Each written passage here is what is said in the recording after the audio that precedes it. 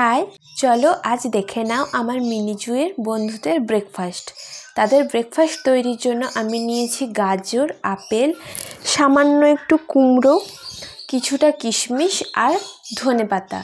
एगुलोके first of all आमी भालो करे धुए नेब।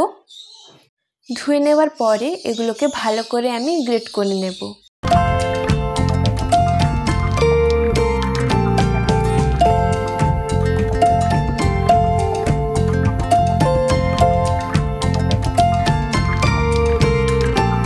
এগুলোকে ভালো করে আমি মিক্স করে নেব।